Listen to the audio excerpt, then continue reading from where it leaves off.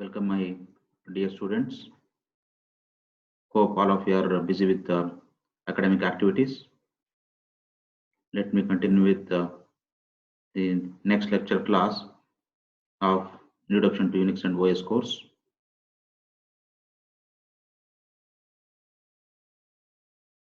In this lecture class, we discuss on process states and zombies, running jobs in background, killing processes with signals.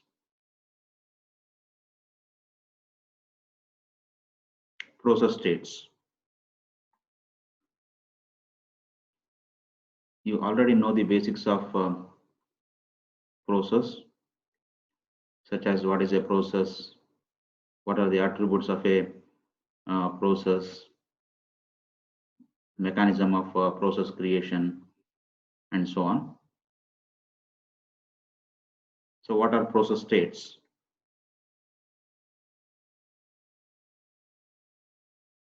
Note that as process executes, it changes its state. The state of a process is defined as the current activity of a process. That is, process states defines what the process is doing and what it is expected to do in near time. So the states that a process enters from the time it is started till its termination are known as the process states. So this is also known as process life cycle. In general, a process can be in any one of the following state. Which are those states? Runnable state, running state, waiting or sleeping state, suspended state. Last one is zombie state. So when a process enters into runnable state, a process after creation is said to be in the runnable states. That is, in this state, the process is waiting for the CPU time to process it. Then from runnable state, it can enter into running state. So once it starts running, it is in the running state. That is, in this state, the process getting executed. Then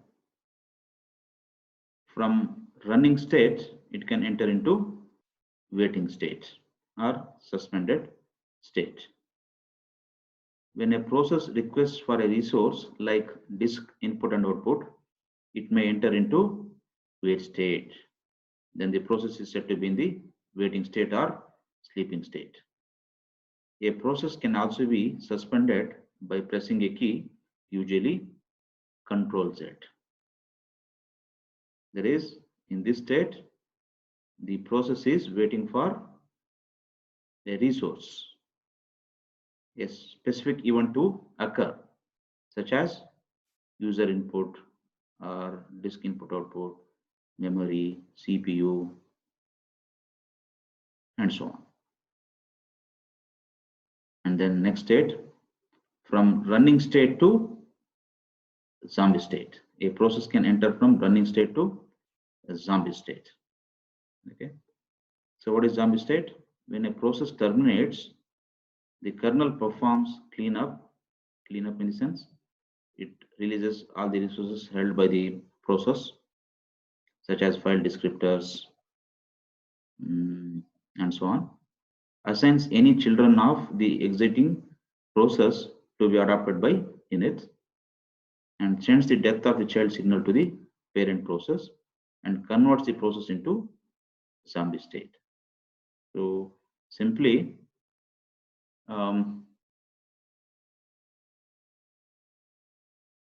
in this state, the process is trying to die or terminate. So that is called as zombie state.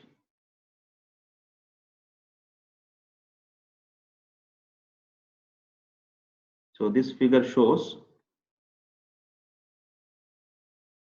the process state diagram.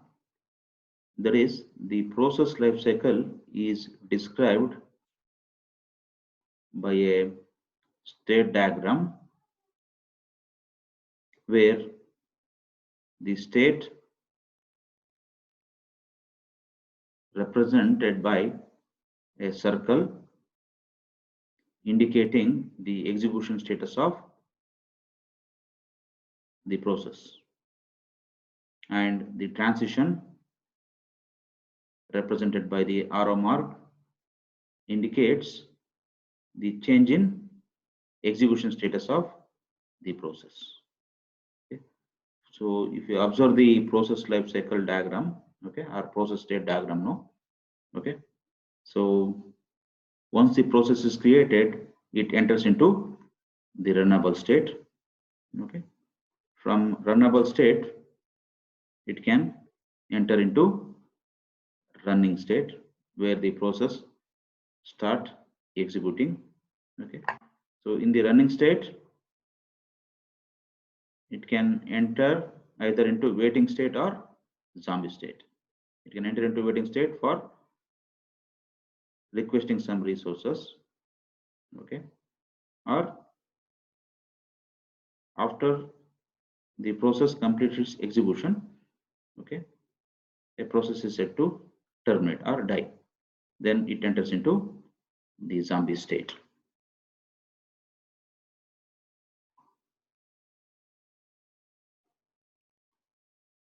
Then what is zombie process?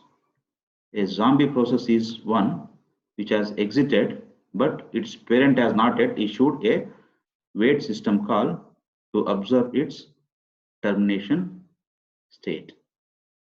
That is, a zombie is created when a parent process does not use the wait system call after the child dies to read its exit status. Okay, but its entry is still there in the process table. So in simple words, a child process remains alive in the system as dead or zombie process. Then what is orphan process? Process whose parent process no more exists, that is either finished or terminated without waiting for its child process to terminate, is called an orphan process. In simple words, if a parent of a process is terminated before its child does, then that process becomes an orphan process. I will repeat. If the parent of a process terminates or dies before its child process does, then that process becomes an orphan process.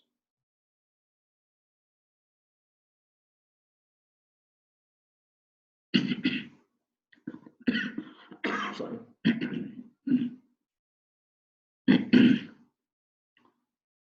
Next topic, running jobs in the background.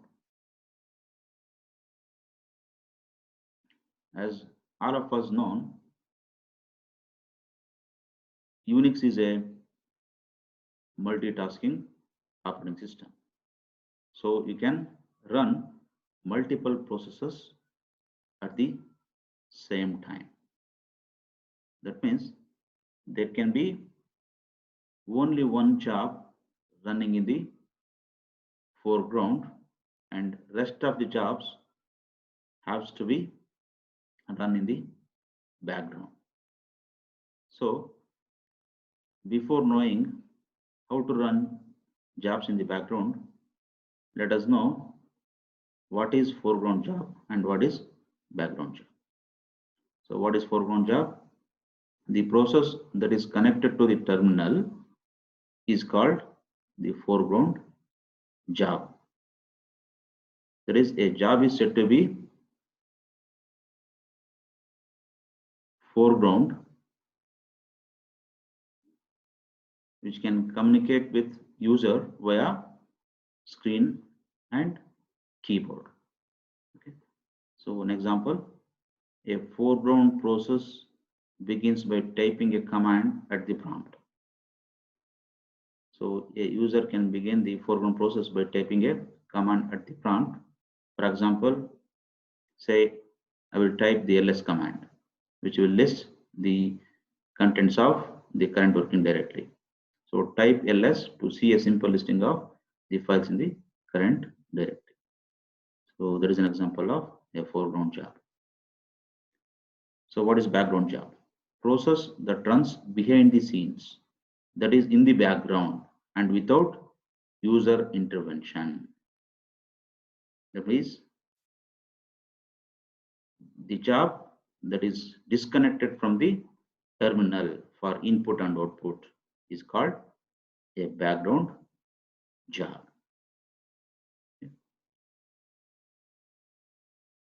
So here the background job, the user cannot communicate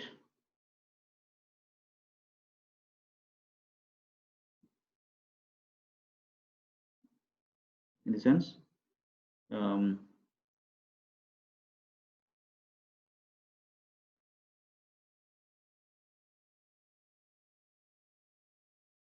process cannot communicate with the user via screen or a keyboard.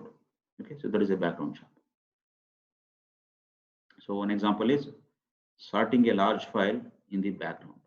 Okay. Next, jobs command. Jobs is a command. Okay, so the question is, how do you list the jobs that are running in the background? Okay, so this is achieved using the jobs command. Okay, so this command lists jobs running in the background. Okay, so example, just go to the shell prompt and type the command jobs. Okay, and here is the output. Okay, so in the output, the first column specifies the job ID 321. Okay, plus indicate the current job, minus indicates the previous job. Okay, and this column shows the state of the process, whether running, whether suspended, waiting. Okay, and these are the jobs, job name.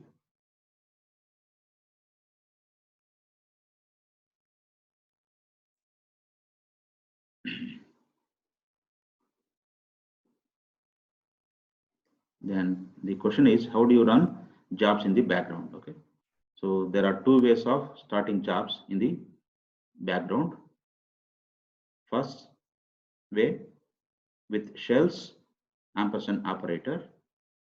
The shells ampersand operator used to run a job in the background. Okay, that means to run a job in the background, enter a command, enter a command for that job followed by the ampersand. So this will run the job in the background. Okay, Note that the drawback of this method is this method run in the background, but the process will be killed if you log out. Okay. If you log out, the background process will get killed automatically. Okay. Let us take an example. To sort a file called foo and place the results in a file called bar. Okay. So the command is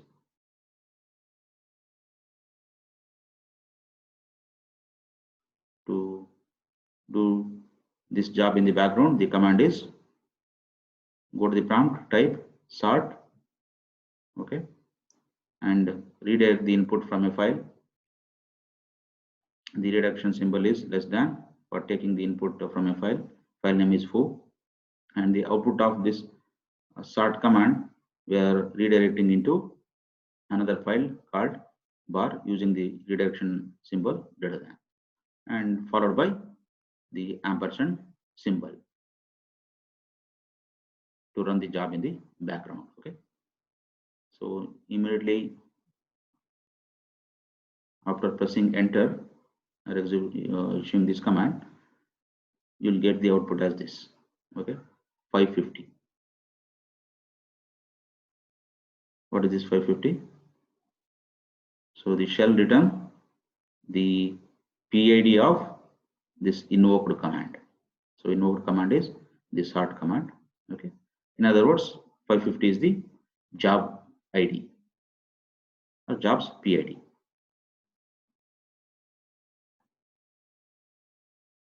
So the second way of starting jobs in the background using the no-hub command. No-hub stands for no hang up. So as I said, the drawback with the first method is if the background job is executed with the ampersand operator, okay, then the job will be killed when a user logs out. So that is the drawback of the first method. So how do you overcome this? Using the no-hub command. So no-hub command permits execution of the process even after the user has logged out. Okay, and here also use ampersand with it as well. That means in this approach, to run the job in the background, type no-hub command followed by the command that represents the job, okay, and at the end you type the ampersand. Okay. So this will run the jobs in the background. So one example here. Okay, so we want to sort a file called emp.list. Okay, so at the prompt type no-hub followed by the command that represents the job and use ampersand as well. Okay. And again, when you hit enter, the shell return the job ID of the invoked command. The invoked command is sort command. Okay, so this is the job ID. Okay. And also the shell return a message as well.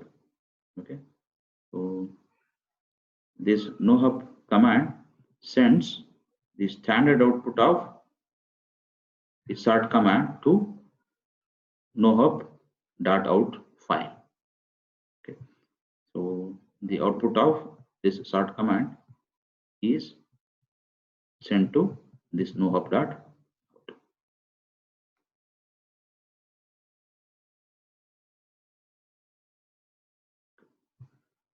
Hope you understood the concept. Next topic is key link processes with signals. So as known, a process is terminated normally after it finishes execution and exits, while it may be terminated abnormally also because of an error or the intervention of the user. So the owner of the command can use a command or a key to terminate a process. So sometime you want or need to terminate a process. So the question is, what are the reasons for stopping a process? These are the reasons for terminating a process or stopping a process. The first reason, it is using too much CPU time. Second reason, it is running too long without producing the expected output, or it is no longer useful. Process is no longer useful. Okay. In these kind of situation, you may want or need to terminate a process. So how to get out of this situation? There are two approaches. Use kill command to stop the background process. If the process to be stopped is a background process, use kill command. Next, another approach, press the key Control C to stop a command that is not in the background. If the process to be stopped is not a background process, then just press the key Control C. Okay. Then the first approach, kill command. Kill, it is used for premature termination of a process. Description, kill command is used to terminate a process. That means use kill command to cancel a process, or to cancel a process, use the kill command. Issuing a kill command sends a signal to a process. That means the primary purpose of kill command is to send a signal to a process. Then what is a signal? You already know this in module 1. A signal is nothing but a software interrupt or a notification sent to a process to notify of it of some event. Okay. And this signal has number that represents it and a symbolic name. Next point, Unix programs can send or receive more than 20 signals, each of which is represented by a number. Okay. Your program can send or receive more than 20 signals, each of which is represented by a number.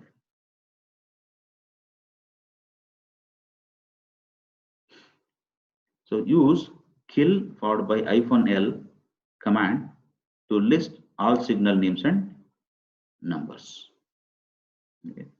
It will this command will display all these signal names along with the numbers. Okay. Say if you observe in the table, okay, the first signal, the number is 0 and the signal name is SIGNULL. Okay. All these signal names are prefixed with the word SIG, stands for signal. Okay, so what is the description of this signal? Used to check access to the process ID.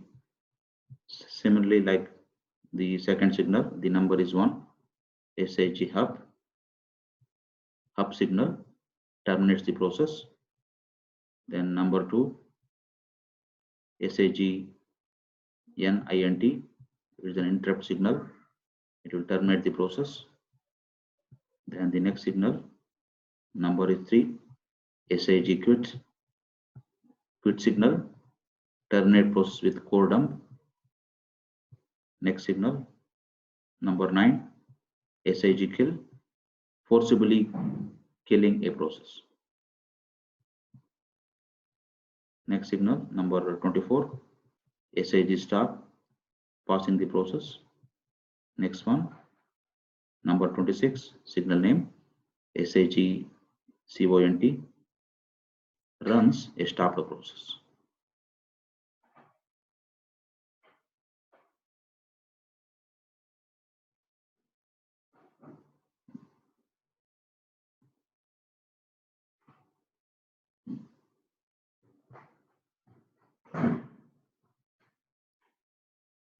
Then next question is, how to use kill command to terminate a process? Again, there are 2 forms of using kill command. So first one is, the syntax is here. The command kill followed by PIDs as argument. You have to pass the PIDs of the job you want to terminate. Okay. So this command uses 1 or more PIDs as arguments. The second form is syntax of the kill command. Kill option is hyphen number and the argument is PIDs. Okay. So here we will pass the signal number, okay, as the option, okay, and PIDs of the process you want to kill. So this command uses signal number as option and PID as arguments. Examples. Say the user wants to kill a process whose job ID or PID is 1, 2, 3. Just go to the prompt and say, or type the command kill followed by the PID. Okay, so the PID of the process is 1, 2, 3. Okay, then the process with that job ID will get killed automatically. Then second example, kill a process with signal number 9 whose PID is 1, 2, 3. Okay, so just go to the prompt, type kill followed by the signal number as option -9 and PID is 123.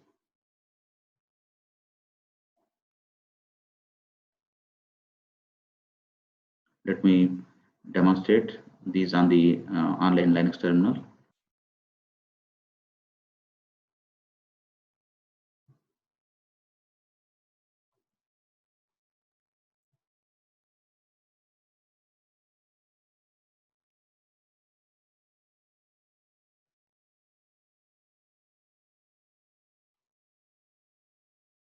Let us now demonstrate how do you start jobs in the background.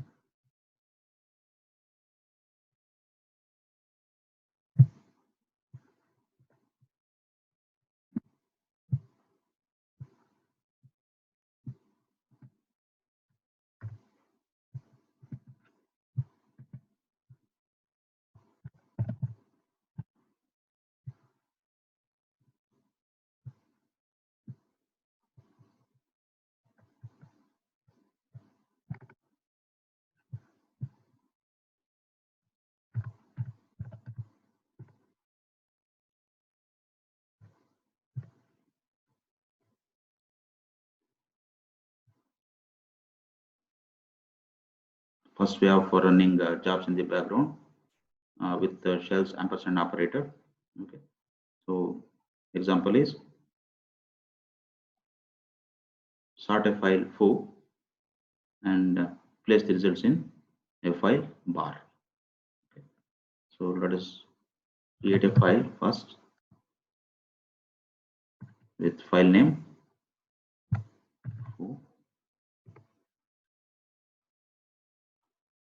enter some contents,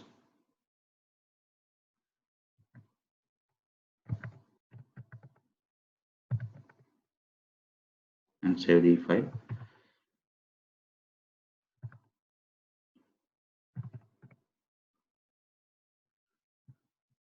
Now the file foo is created. Then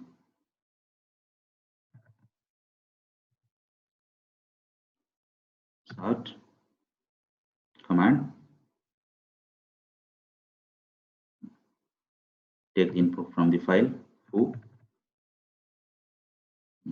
Output of this command, you send it to bar, and you have to run this job in the background. Use shells operator ampersand. Now this job will be run in the background. See, 361 is the job ID of the invoker command. Then how do you list the jobs that are currently running in the background? Jobs command. Okay. See here, the current job, plus indicates the current job. Status is done, already executed, and the job is sort.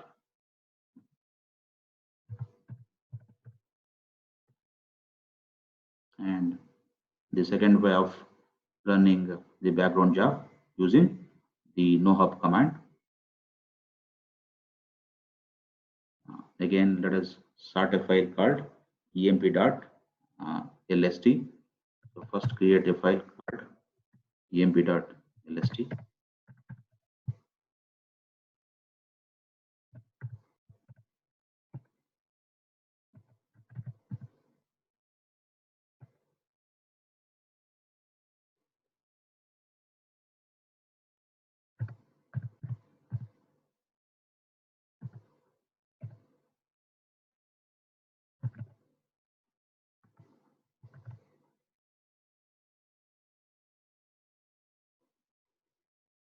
Now I want to sort this file in background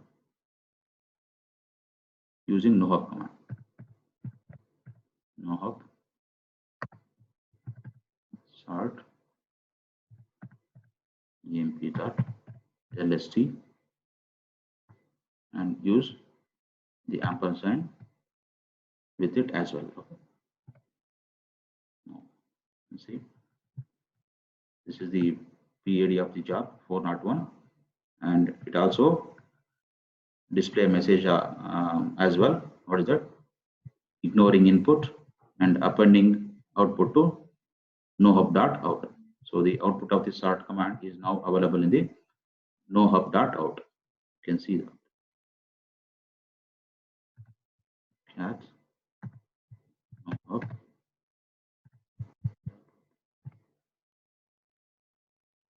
Okay.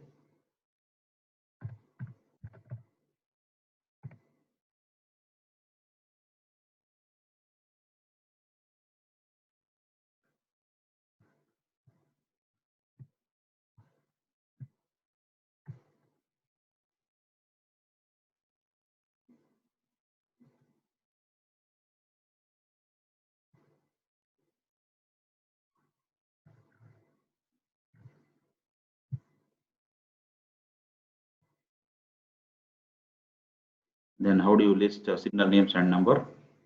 Use the command kill hyphen. So this will list the signal number and the signal name.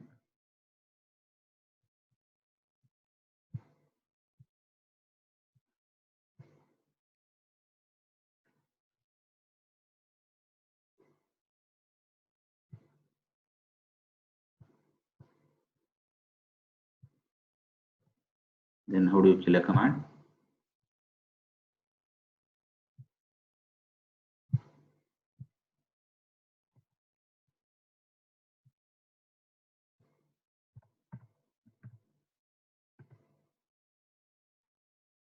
to use the kill command, you should know the PID of the process.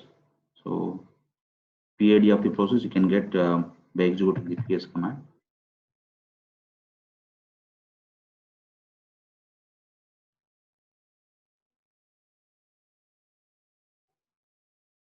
Currently there are no process or jobs that are running in the background.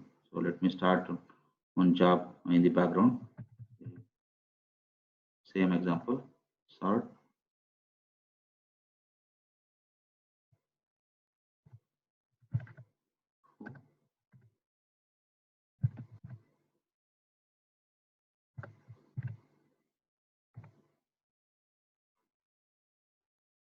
Because we will use the kill command to stop the background process. Okay, so that's why I have executed start command in the background.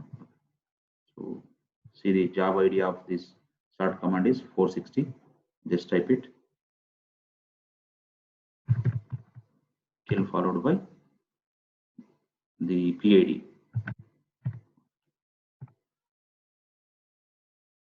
Yeah, because it is already terminated. Okay, no such process. Okay? It is already terminated.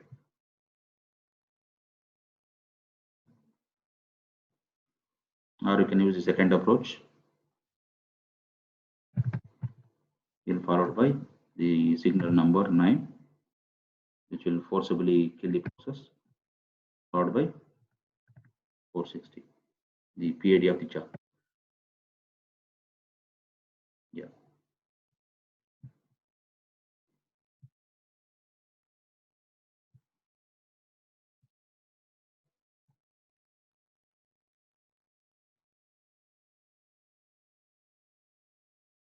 that's it for the today's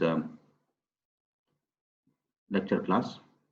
Hope all of you understood.